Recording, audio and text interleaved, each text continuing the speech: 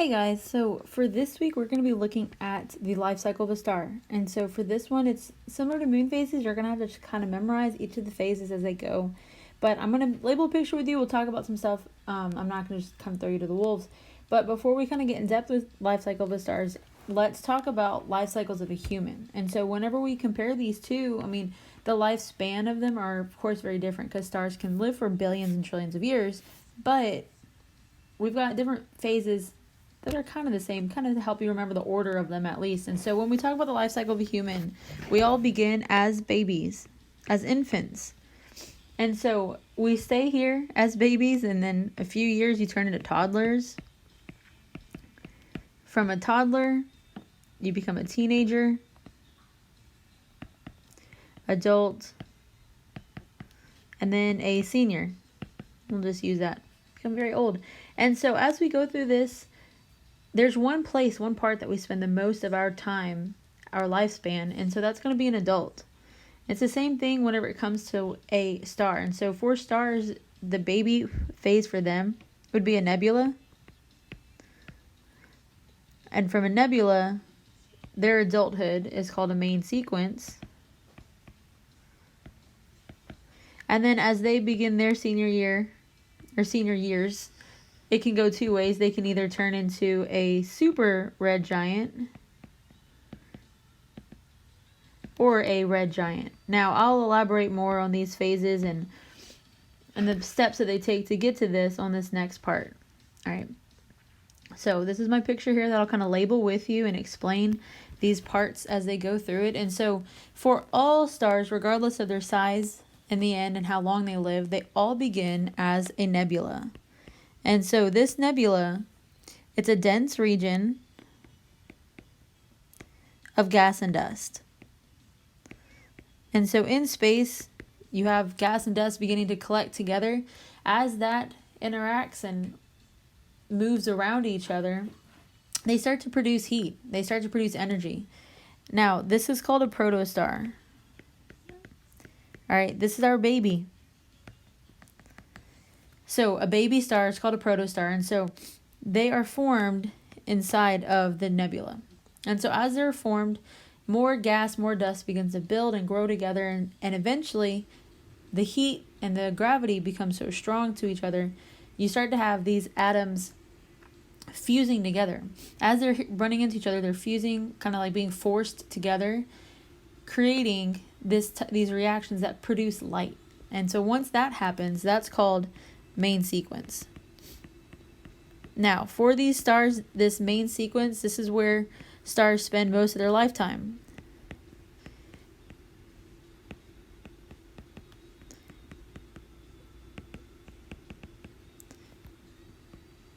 So this would be similar to our adulthood. Okay, so we spend most of our years as an adult, and the same thing for these stars. They stay in main sequence phase as long as they have the energy. And so, like I said, this energy is produced from nuclear reactions, which produces light and heat. So for stars, their fuel source is going to be going to be hydrogen. H for hydrogen. And so this hydrogen, as long as they have hydrogen there, it will produce light. It'll give off energy. And so that hydrogen fuses together, they're forced together to become helium. And it'll continue cycling through this phase, this main sequence, producing light and all that, as long as it has hydrogen. Now, once it starts to run out of hydrogen, it moves into the next part of these life cycles. And so these next parts can be determined on their mass, on the size of them. And so if they have more mass, it'll travel upwards. If it has less mass, then it would go down on this other path. And so let's first talk about if it has less mass, this bottom part. So when we say less mass, we're talking about medium-sized stars to small ones. So this would include our sun. Our sun is a medium-sized star compared to all the rest. I know from Earth it looks like a giant, massive thing, but in relation to the other stars that make up our universe, it's not very large at all. And so for these stars with less mass, when they begin to die off, well, when they begin to lose their energy sources, the first thing that happens, it becomes a red giant. And so it's called a red giant because whenever you'll see as you name these different phases, they're named for what they look like. But when you're comparing temperatures for stars, the color lets you know what temperature it is. And so it's just like fire. If you were looking at fire, a very cold or cooler fire would be yellow and orange and red, whereas the hotter flames or harder part of the flame would be white or blue. Same thing applies to these stars. And so going from yellow to red, it's actually cooling down. So this red giant expands and cools.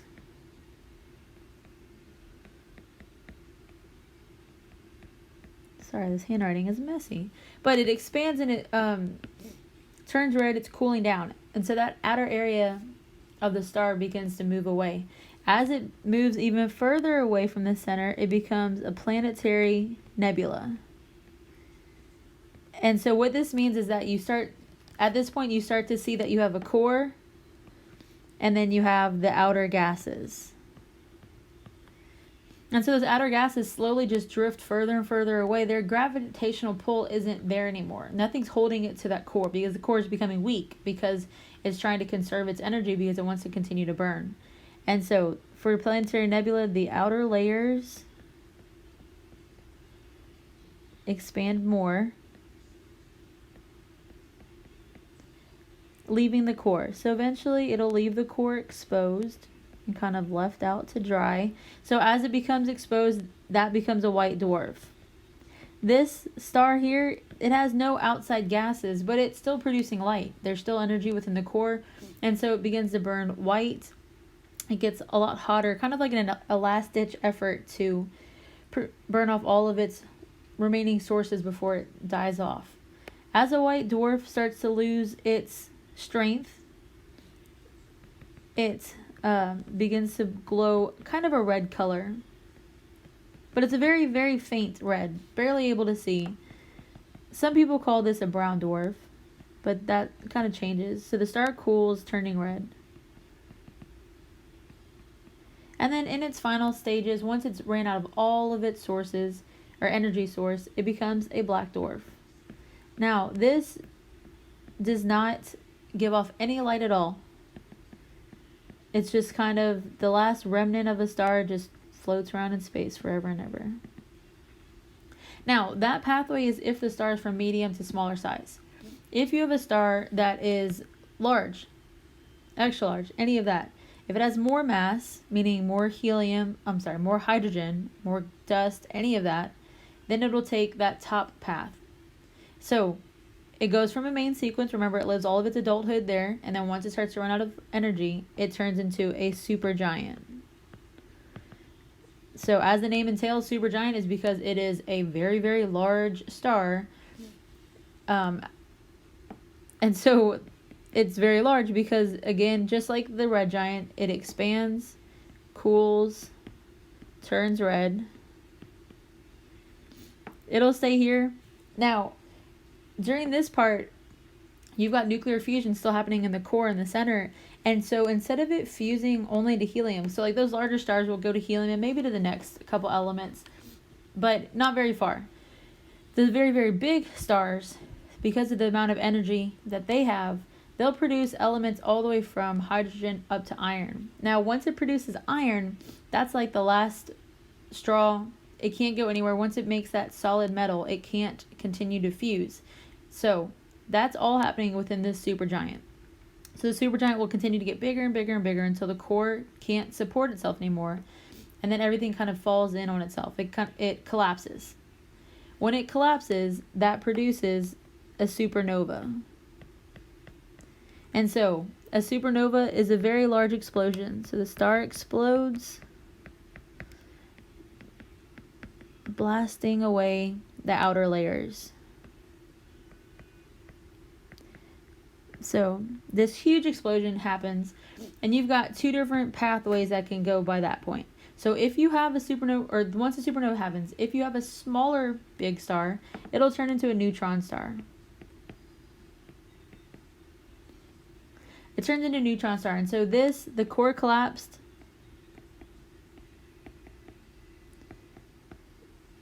And it becomes dense. Neutron stars can give off a little bit of light, but they're not bright at all. They're called neutron star because they're created of nothing but neutrons. And so remember, in an atom we have protons, neutrons, electrons. This whole thing is made of a neutrally charged elements. So that's if it's like a smaller explosion. If it's a super large supernova, a huge star, anything like that exploding, it can produce a black hole. And so same thing for this one. The core collapses and vanishes. And so as the core collapses, it creates this black hole where the gravitational pull is strong, and it absorbs any light, anything like that in the area surrounding it. So basically, all in all, from life cycles of a star, refer to this picture as you work through things. I'll post another image that's just of the picture, it's not of this video. Look to that. But remember that for stars, they all begin as a nebula. They all begin as a protostar, right? Every one of them.